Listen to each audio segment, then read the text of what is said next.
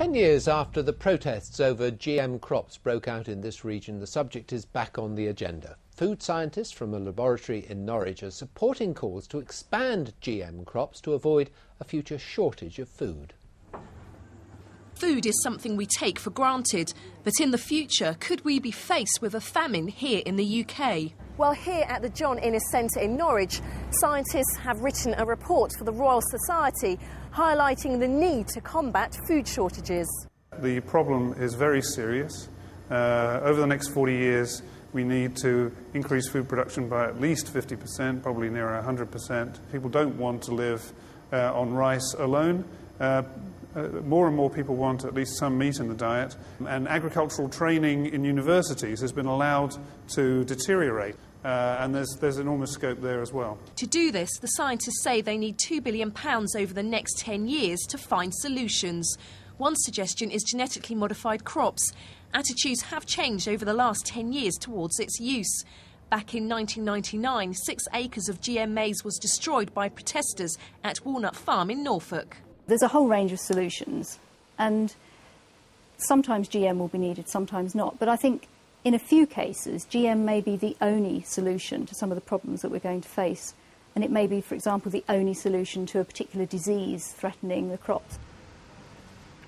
British scientists have been at the forefront in improving the genetic productivity of crops.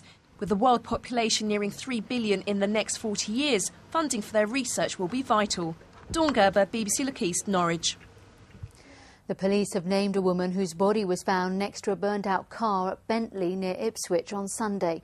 She was 69-year-old Jane Way, who lived in Sutton. The death is being treated as unexplained.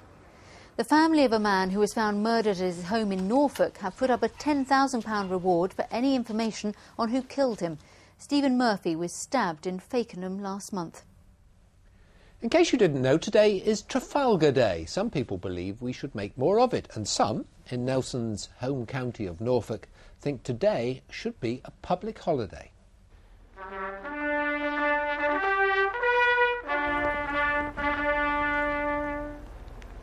Current Norwich school pupils honouring their most famous old boy who died on board HMS Victory in 1805.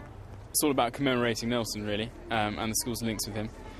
We have a house named after him, obviously, and it's just sort of a service to sort of remember what he means to Norwich School.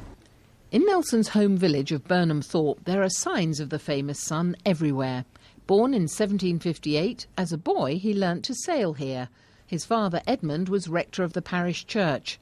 But has the great Sea Lord done enough to make Trafalgar Day a public holiday? I think it should be. Nelson was extremely important to the country and a fantastic hero. I'd think where we'd be if it hadn't been for him.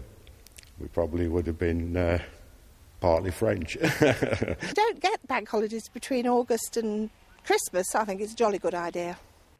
At the moment, in England and Wales, we have just 8 public holidays a year. In Scotland, they have 1 more, that's 9. In the United States, they have 11. And in France, they have a whopping 13. In the local pub, there's still a real thirst for Nelson knowledge. He lived with his father in the rectory and used the pub over that time. They want to know if Lady Hamilton ever came here. They want to know... sometimes they don't want to know anything. They want to tell me things, which is fascinating. And did Lady Hamilton ever come here? No. National hero for sure. National holiday, no date yet. Carol Bundock, BBC Look East, Norfolk. Paralympic swimmer Stephanie Bird, who lives in Lowestoft, has won gold at the European Championships in Iceland. She won the 100 metres backstroke for swimmers with learning disabilities. Oh, it's just been amazing, really. You know, I'm so proud to be on the team. I really can't believe I'm here at the moment. I'm just so happy. I just don't know what to say. The village of Swanton, Morley in Norfolk is in the running to be the best in Britain. It took the top prize for the East of England in the Village of the Year competition. It will now go forward for the national title against 4 other regional winners. The judges looked at 4 areas: community, business, sustainability and communications. Another last-minute goal prevented Ipswich Town from notching up their first win of the season. The Blues are still bottom of the table after failing to beat Watford last night. Tom Williams was there. It's been a grim start, Ipswich's worst ever. Fans arrived in the hope their fortunes would change. Plenty to chew over heading into game 13. Well, you've got to have faith in the manager, you've got to have faith in the club, you've got to have faith in the players, you've got to have faith in them all, and we've all got to get behind them to see them through this. Is it tough to be patient? No, not really. You have to learn that with Ipswich Town. They don't give her the managers. You've got to give him time, haven't you, to sort things out. I think we're 14 points off the playoffs. Who knows, could put a run together. So the fans are staying positive, and that optimism proved well-founded. 4 minutes in, Watford caught cold. Gareth Macaulay well placed to nod in. That's more like it. It should have been 2 moments later, seemingly harder to miss than to score. Sadly, John Walters missed. But the opportunities kept coming.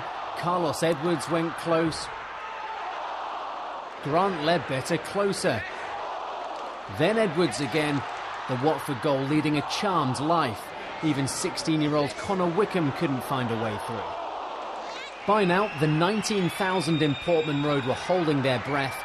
The 94th and final minute of added time. Surely Town could hold on this time. Chance for Graham to cross into the middle, might be dangerous. Ellington's in there! Oh, an equaliser for Watford!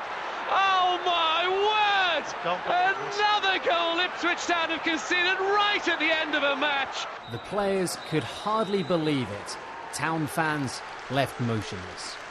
Good performance, but we just can't hold on to it. I couldn't fault the team. I thought they all played very well. I think we're just very unlucky. You got to stick by them. The crowd were behind the team tonight all the way. It's just a real kick in the teeth. Late goals are killing you. Yeah, very much so. Again, whether it be a lack of concentration, maybe a lack of self-belief because we've not won for a while. The late goals, as you said, are killing us at the moment, but it's a test. It's how we react now again on Saturday. I think we're playing some decent stuff, but it's just that win we need. A solemn walk home. Their team still the only club in the English leagues without a win. Tom Williams, BBC Look East, Ipswich.